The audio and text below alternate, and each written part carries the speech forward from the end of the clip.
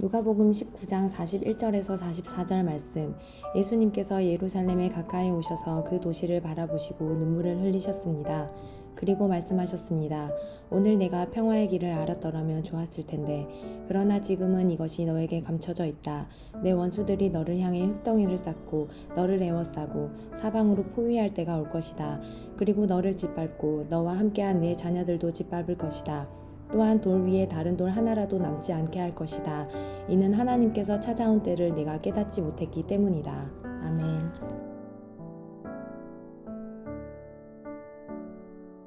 예수님의 십자가의 여정은 베다니에서부터 시작됩니다. 마리아가 예수님께 향유를 부어드린 그 섬김과 헌신의 장소가 바로 이 베다니지요. 바로 이 베다니는 나사로가 있는 집이기도 합니다. 요한복음 11장에 보면 예수님께서는 이 베다니에서 죽은 지 나흘이라 된, 그래서 이미 부패가 시작된 나사로를 살리셨던 곳으로 나타납니다. 이것은 요한복음에서 가장 놀랍고 중요한 일로 나타나죠. 그러므로 예수님의 고난의 여정의 시작인 바로 이 베다니는 완전한 죽음이 있는 장소입니다.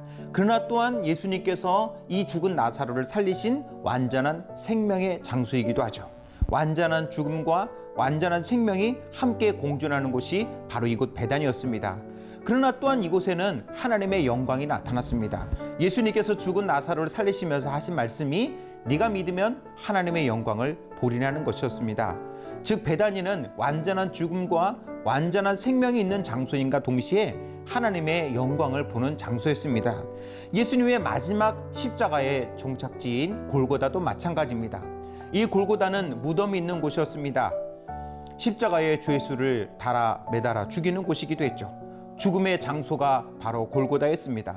예수님은 그 골고다에서 완전한 죽음을 맞으셨습니다. 그러나 이 골고다는 또한 생명의 장소가 되었습니다. 예수님은 그곳에서 죽음을 이기시고 다시 살아나셨기 때문입니다. 그러므로 골고다는 완전한 죽음의 장소임과 동시에 완전한 생명의 장소입니다. 그리고 예수님께서 그곳에서 다시 살아나심으로 하나님의 놀라운 영광을 보여주셨습니다. 그러므로 예수님의 마지막 십자가의 여정의 출발지인 베다니와 예수님의 십자가의 마지막 종착지인 골고다는 놀랍도록 닮아 있다는 사실을 보게 됩니다. 완전한 죽음과 완전한 생명, 그리고 하나님의 영광의 장소가 바로 베다니이며 바로 골고다입니다.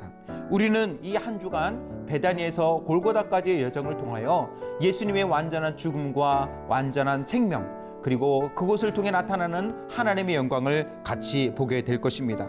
오늘은 예수님께서 이렇게 베다니에서 출발하여 벳박에서 나귀를 타고 예루살렘에 들어가신 이후의 일을 다루고 있습니다. 누가복음에서는 예수님께서 이 예루살렘 성을 보시고 눈물을 흘리시는 장면이 나타나고 있죠. 나귀를 타고 감람산으로 올라가게 되면 예루살렘 성이 한눈에 보이게 됩니다. 예수님께서 이 예루살렘 성을 바라보며 왜 눈물을 흘리셨을까요? 불과 며칠 전에 예수님께서는 베다니에서 나사로를 살리시기 이전에 죽은 나사로를 생각하며 눈물을 흘리셨습니다. 그런데 예수님께서 죽은 나사로를 보며 눈물을 흘리시듯 예루살렘 성을 보시면서 눈물을 흘리셨습니다.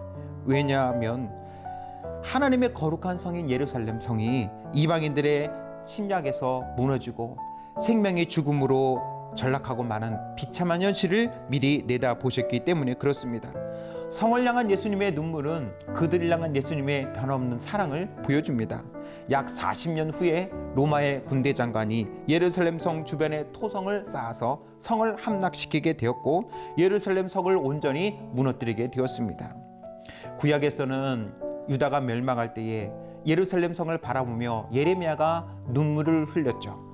그래서 예레미야는 눈물의 선지자라고 일컬어집니다. 예수님께서는 그렇게 예레미야가 흘렸던 눈물처럼 예루살렘 성을 바라보시며 눈물을 흘리셨습니다. 그 주님의 눈물이 2000년 전만 있는 것은 아닙니다.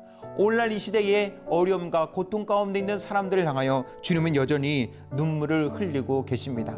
예수님의 눈물을 기억합니다. 나를 위해 흘리신 예수님의 눈물을 생각합니다. 나의 죄와 나의 연약함으로 인하여 눈물을 흘리신 예수님을 생각합니다.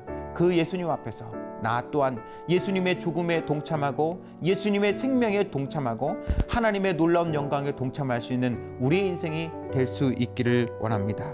같이 잠깐 기도하겠습니다. 주님, 예수님께서 예루살렘 성을 보시면서 흘리신 눈물을 떠올려 봅니다. 지금 나의 모습을 보며 주님께서 웃으실지 아니면 눈물을 흘리실지 모르겠습니다.